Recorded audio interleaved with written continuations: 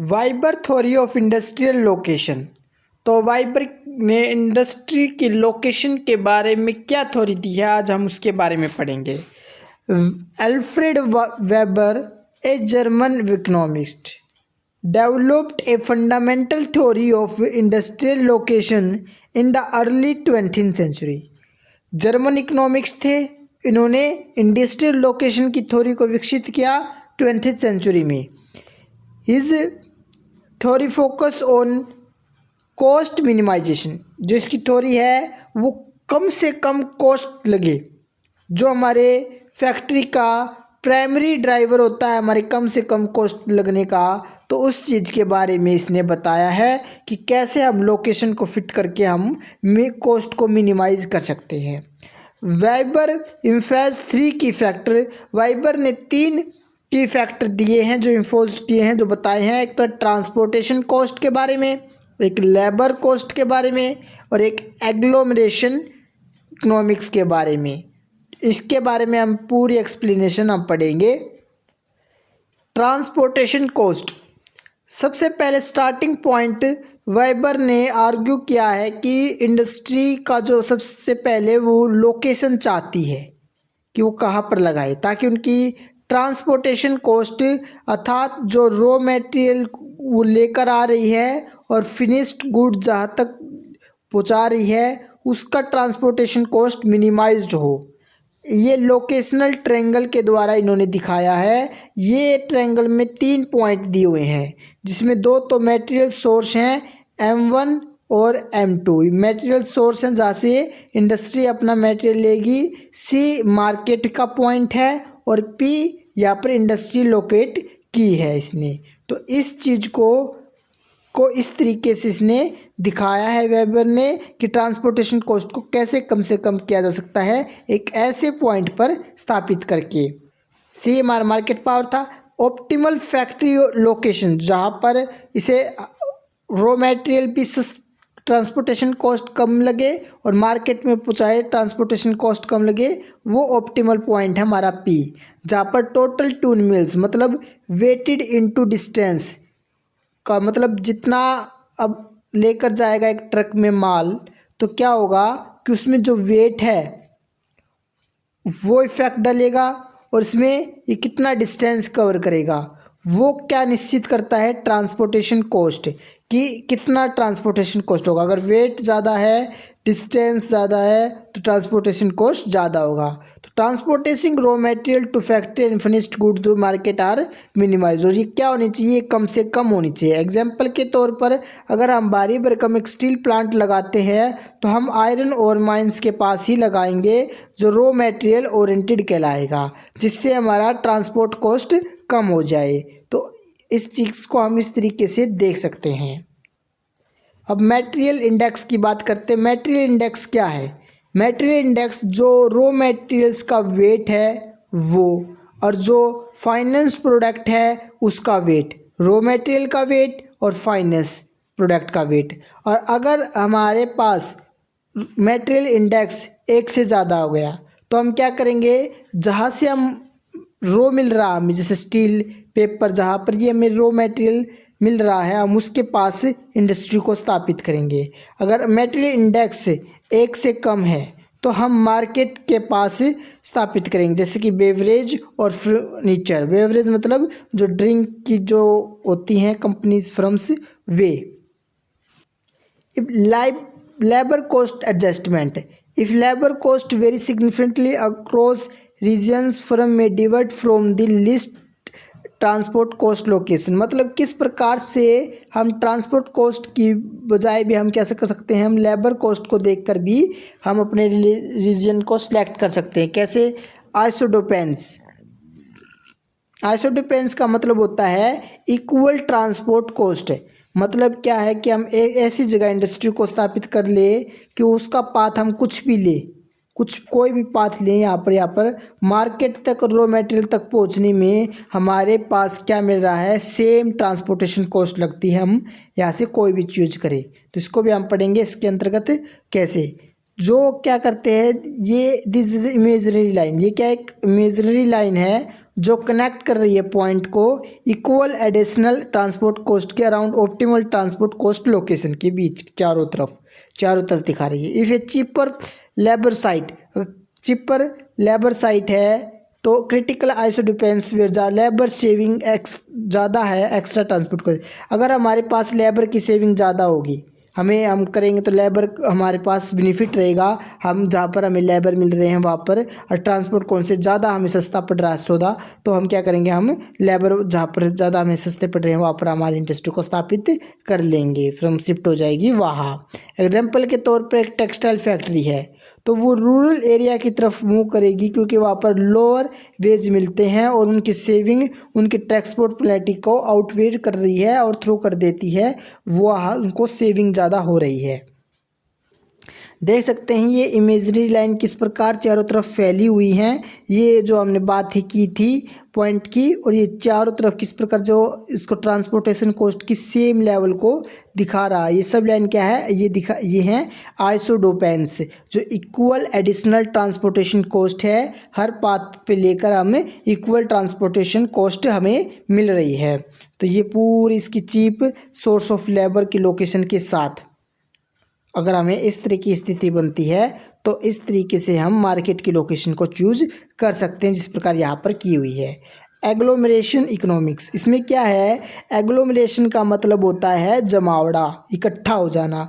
मतलब क्या है कि जैसे कि दिल्ली एरिया है, चेन्नई एरिया है, तो उस एरिया में क्या है कि बहुत सी इंडस्ट्री का जमावड़ा एक साथ इकट्ठा हो चुका है। अगर किसी इंडस्ट्री को किसी दूसरी इंडस्ट्री का कुछ ना कुछ उससे चाहिए होगा तो वो आसानी से वहाँ पर उपलब्ध हो जाता है। इसे हम क्लस्टर भी कहते हैं। तो इंडस्ट्री में जो एक क्लस्टर है एक स्पेसिफिक रीजन में, जैसे चेन्नई दिल्ली में, तो एक इकट्ठा जमावड़ा हो जाता है जिससे एक दूसरे को उनको बेनिफिट भी मिलता है। इससे ये लोकेशन को भी इंडस्ट्री की इफ़ेक्ट करता है। जैसे कि इनको इंफ्रास्ट्रक्चर भी मिल जाता है, पावर ट्रांसपोर्ट, और इन्हें स्पेशलाइज्ड लेबर मार्केट भी बनाया मिल जाता है।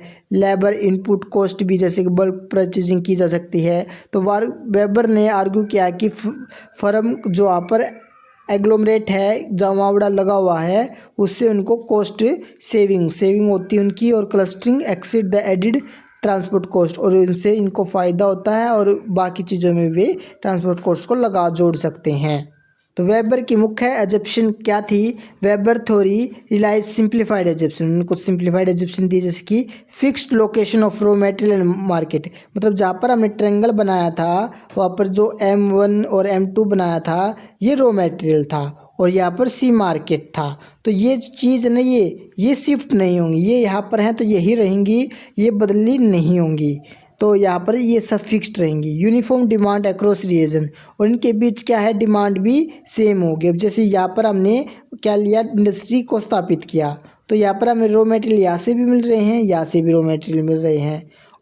तो परफेक्ट कंपटीशन, और हम मार्केट में ले जाएंगे और जब वेटेड का निकालेंगे तो इसका फॉर्मूला बनता है AX + BY प्लस ये क्या है, वेटेड और डिस्टेंस, और C यहाँ पर यूनिफॉर्म माना है, यहाँ पर इसको एक समान माना है मार्केट तक पहुँचाने में, तो इसलिए यहाँ पर 1 ही लिया जाएगा डिस्टेंस को, यूनिट 1 डिस्टेंस को।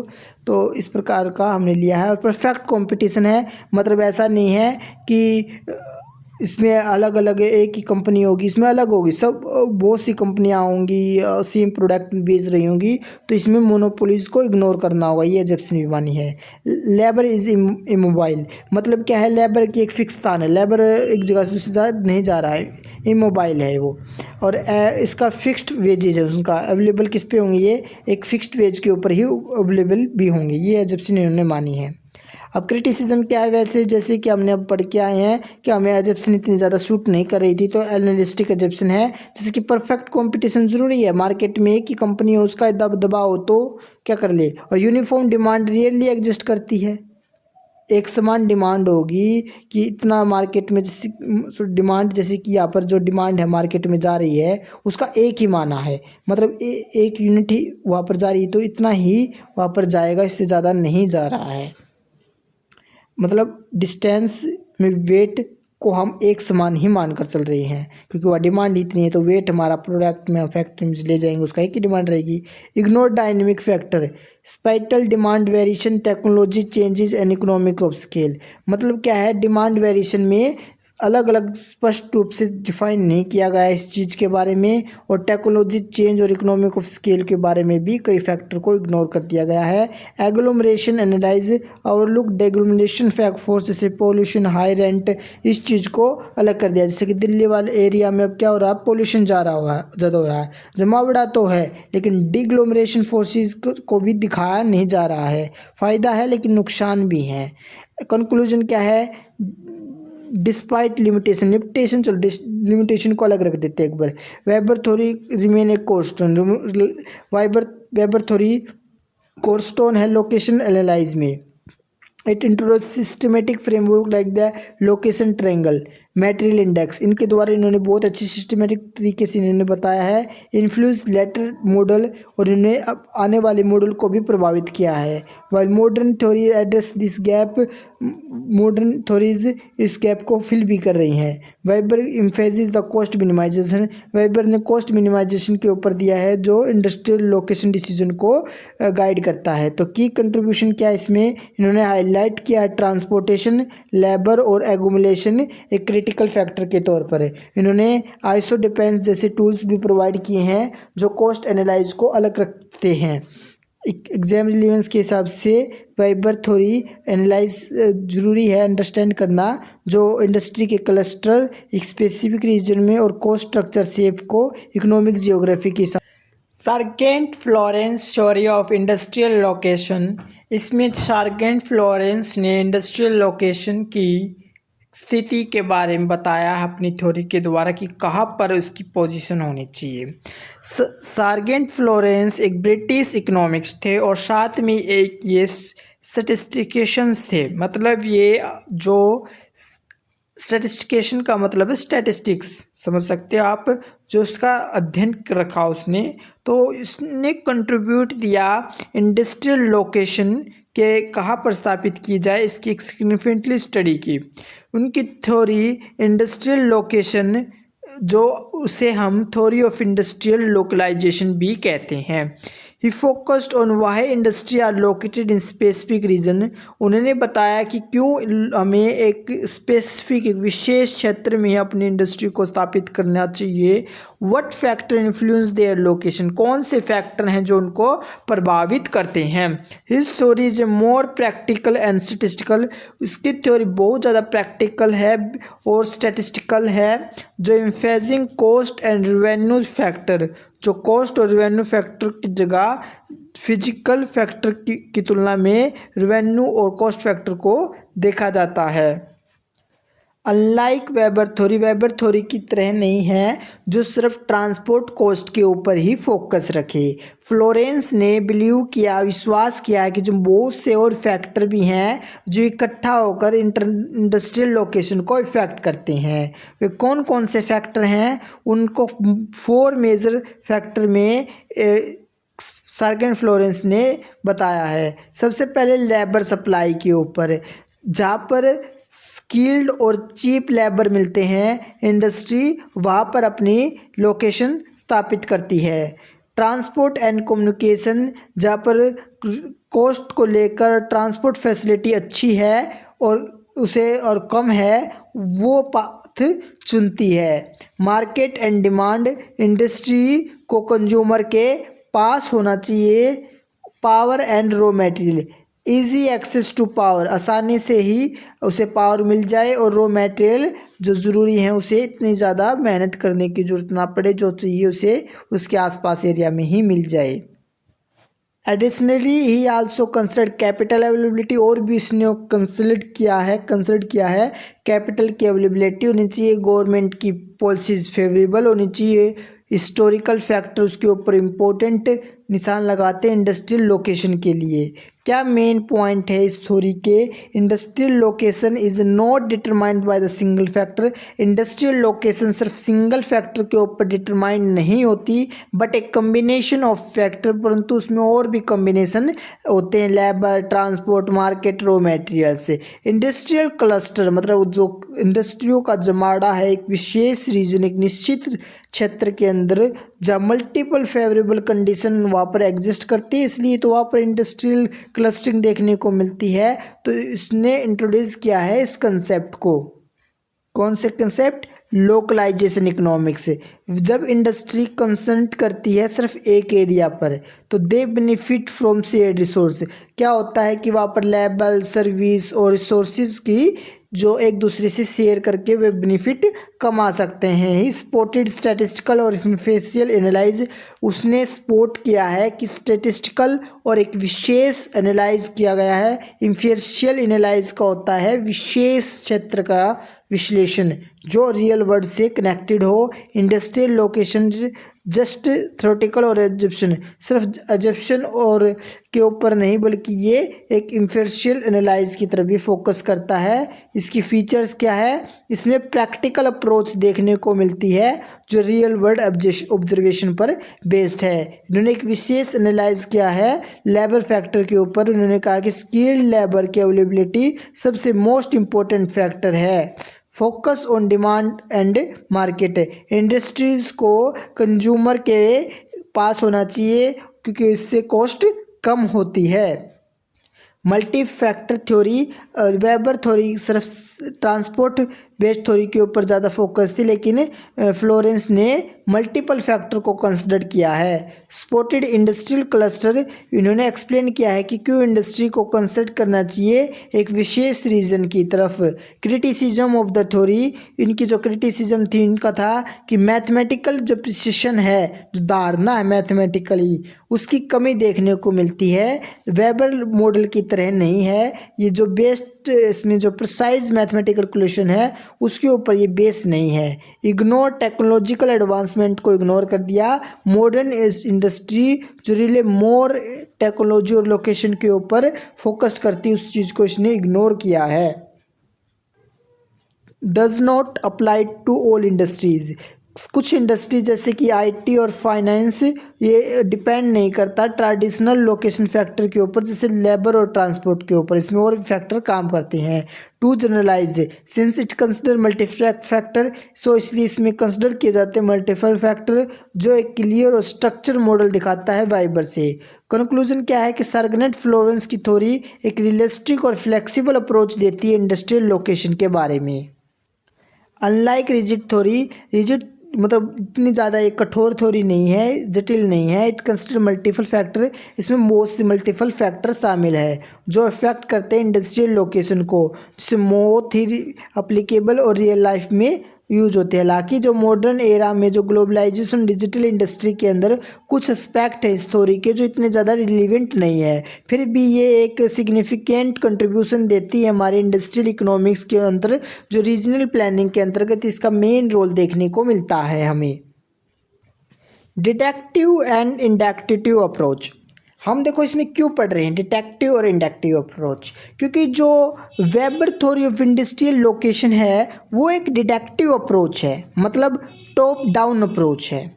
इसका मतलब क्या है कि जो टॉप डाउन अप्रोच का मतलब क्या हुआ कि जो ऊपर से नीचे तक जा रही है, और जबकि हमारे पास जो सर्गनेट फ्लोरेंस की जो थ्योरी है वो डाउन टू टॉप है, मतलब उसे इंडक्टिव कहेंगे। तो क्या है देख सकते हैं, इकोनॉमिक्स में रिसर्च और रीजनिंग के लिए डिटेक्टिव और इंडक्टिव अप्रोच का यूज होता है।